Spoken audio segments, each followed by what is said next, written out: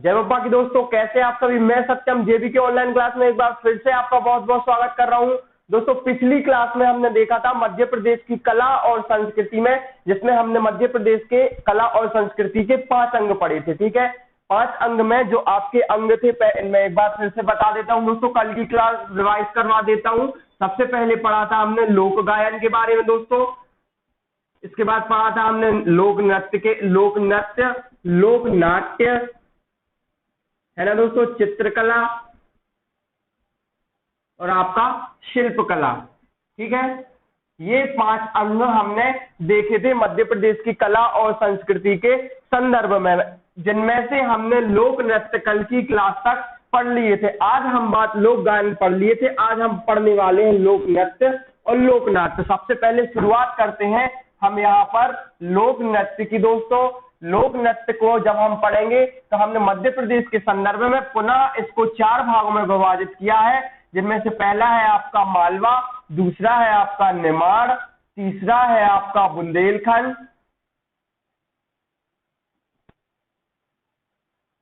ठीक है दोस्तों, चौथा है आपका बघेलखंड। ठीक है, समझ में आ रहा है ना। मध्य प्रदेश को हमने मध्य प्रदेश के संदर्भ में कला और संस्कृति के जो अंग हैं वह 5 अंग हैं। लोक गायन हम पढ़ चुके हैं, हमने इन्हें 5 भागों में विभाजित किया है। मध्य प्रदेश के संदर्भ में हमने 4 क्षेत्रों में विभाजित किया है, मालवा, निमाड़, बुंदेलखंड और बघेलखंड। सबसे पहले हम बात करने वाले हैं यहाँ पर मालवा की दोस्तों, कि आपके मालवा में कौन कौन से लोक नृत्य प्रचलित हैं। ठीक है दोस्तों, तो सबसे पहले जो लोक नृत्य आ रहा है वह है आपका रजवाड़ी। इसके बाद जो दूसरा आ रहा है वह है आपका आड़ा खड़ा। इसके बाद तीसरा है वह है आपका डंडा नृत्य दोस्तों,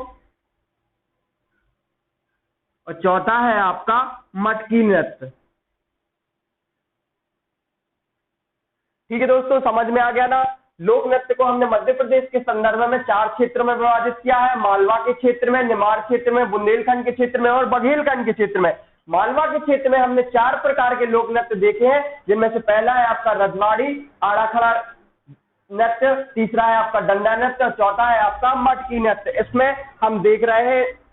इसके बाद हम बात करेंगे दोस्तों निमाड़ क्षेत्र की। तो निमाड़ क्षेत्र के जो आपके लोक नृत्य है, इसको याद करने के लिए मैं एक ट्रिक बता दे रहा हूं। ट्रिक है आपकी गढ़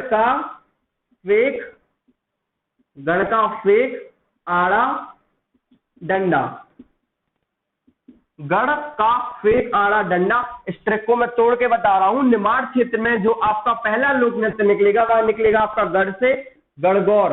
क्या निकलेगा दोस्तों? गढ़ से गणगौर। कहां से निकलेगा? काठी, है ना दोस्तों। ये क्वेश्चन परीक्षा में पिछले पेपरों में पूछा गया है आपका कि काठी लोक नृत्य है, या पहले तो यही पूछा जाता है कि काठी आखिर है क्या। तो काठी आपका लोक नृत्य है, निमाड़ क्षेत्र में प्रचलित है। ठीक है दोस्तों, समझ में आ गया। इसके बाद अगला जो आपका लोक नृत्य है, या ट्रैक के हिसाब से अपन जाएंगे तो फेक शब्द का जो लोक नृत्य निकलेगा वह निकलेगा आपका फेफरिया नृत्य दोस्तों। क्या निकलेगा? फेफरिया नृत्य। इसके बाद जो अगला लोक नृत्य निकलेगा वह निकलेगा आपका आड़ा खड़ा नृत्य, जो हमने मालवा के क्षेत्र में भी पढ़ा था और मालवा क्षेत्र में भी यह प्रचलित है दोस्तों। तो यह आड़ा खड़ा निमाड़ और मालवा दोनों में प्रचलित है, आपको कंफ्यूज नहीं होना है। परीक्षा में जब आएगा तो 2 में से कोई एक नाम लिखा रहेगा आपको, तो आपको जो समझ में आएगा या आपको याद करना है, मालवा में भी प्रचलित है, निमाड़ क्षेत्र में भी प्रचलित है, गणगौर, काठी, फेफरिया नृत्य, आड़ा खड़ा नृत्य और डंडा नृत्य। ठीक है दोस्तों, और आपका आ जाएगा डंडा नृत्य। इसके बाद हम बात करेंगे बुंदेलखंड के लोक नृत्य की। तो जो बुंदेलखंड के क्षेत्र में आपके सबसे प्रचलित लोक नृत्य है वह है आपके कानड़ा, नौटंकी,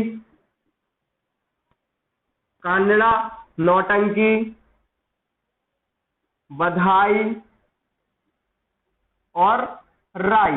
ठीक है दोस्तों, बुंदेलखंड में प्रचलित है आपके कानड़ा नृत्य, नौटंकी, बधाई, राई। इसके बाद आपका आ जाएगा अगला सैरा और अगला आ जाएगा ढमरियाई। ठीक है दोस्तों, ये नाम आपको याद करने हैं। मैं नाम इसलिए बता रहा हूं क्योंकि आपकी जो क्लास है या आपको जो परीक्षा में क्वेश्चन आएगा वह लोक नृत्य के बारे में ये आएगा कि संबंधित लोक नृत्य किस क्षेत्र से संबंधित है। ठीक है दोस्तों, हमने 4 क्षेत्र पढ़े हैं, मालवा, निमाड़, बुंदेलखंड और बघेलखंड। ठीक है, मालवा में हमने देखे आपके 4 लोक नृत्य देखने को मिले हैं, रजवाड़ी, आड़ा खड़ा, डंडा नृत्य और मटकी नृत्य। ठीक है दोस्तों, समझ में आ गया ना। इसके बाद निमाड़ क्षेत्र में आपको मिलेंगे गणगौर, काठी, फेफरिया नृत्य, आड़ा खड़ा, डंडा और एक और जो आईएमपी है वह है आपका मांडलिया। दोस्तों क्या, मांडलिया नृत्य, ये भी नृत्य है आपके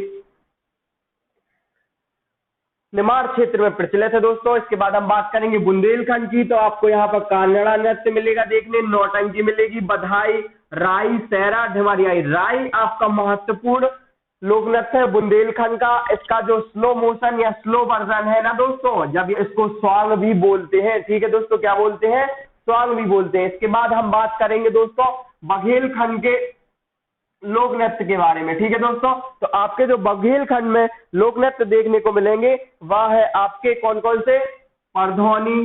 परधौनी आपका सबसे प्रसिद्ध लोक नृत्य है बुंदेलखंड का। ठीक है, इसके बाद अगला है आपका सहरा, इसके बाद है आपका अगला दादर।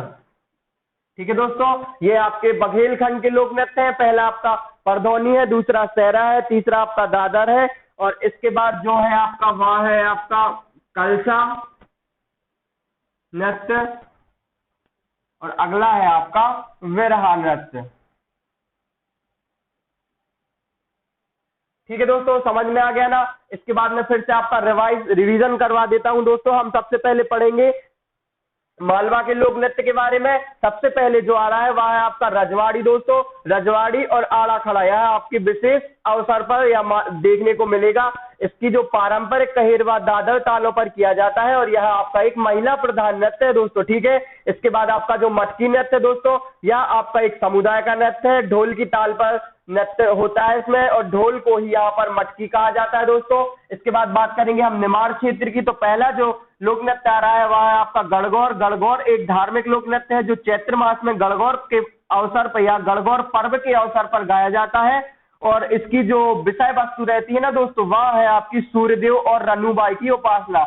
इसके बाद आएगा आपका काठी दोस्तों। तो काठी नृत्य है दोस्तों, वह आपकी पार्वती की तपस्या से संबंधित है और इसकी जो मुख्य विशेषता है दोस्तों, जो इसकी वेशभूषा रहती है वह आपके नेपाल की जो नर्तकी रहती है उनकी वेशभूषा के आधार पर ही होती है। इसके बाद फेफरिया दोस्तों।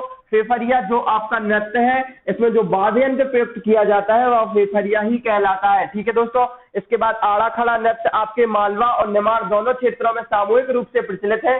जब यह क्वेश्चन आपको परीक्षा में पूछा जाएगा तो यहाँ पर आपको दोनों में से केवल एक ही ऑप्शन लिखा रहेगा, या तो मालवा रहेगा या निमाड़ रहेगा। तो आपको देख लेना, जो भी यहाँ पर रहेगा वह आप यहाँ से टिक कर दीजिएगा। ठीक है दोस्तों, इसके बाद बात करेंगे हम बुंदेलखंड की। तो बुंदेलखंड में जो आपके लोक नृत्य प्रचलित है विक्रमसा, कानड़ा, नौटंकी, बधाई, राई, सहरा और ढिमरियाई है। ठीक है दोस्तों, इसके बाद बघेलखंड है। तो बघेलखंड में आपको मुख्य रूप से परधौनी, सहरा, दादर, कलसा और बिरहा इस प्रकार के लोक नृत्य देखने को मिल रहे हैं। ठीक है दोस्तों, इनके आपको नाम पूछना है क्योंकि नाम याद करना है, क्योंकि परीक्षा में यही पूछा जाता है कि नौटंकी लोक नृत्य किस क्षेत्र में प्रचलित है। तो नौटंकी लोक नृत्य आपका बुंदेलखंड में प्रचलित है।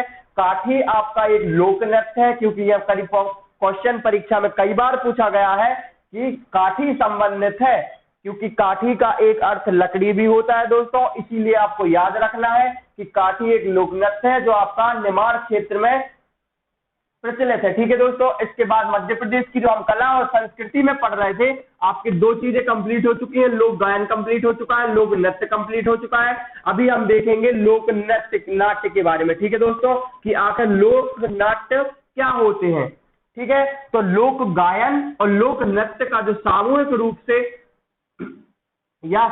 रूप से मिलाकर जो किया जाता है वह है आपका लोकनाट्य, जो एक मंच पर होता है। इसके कलाकार लोक गायन के साथ साथ लोक नृत्य भी कर रहे होते हैं। ठीक है, जैसे हमने लोक गायन और लोक नृत्य को मध्य प्रदेश के संदर्भ में 4 क्षेत्रों में देखा था, उसी प्रकार हम लोक नाट्य को भी मध्य प्रदेश के संदर्भ में क्रमशः मालवा, निमाड़, बुंदेलखंड और बघेलखंड के क्षेत्र में देखेंगे। ठीक है दोस्तों,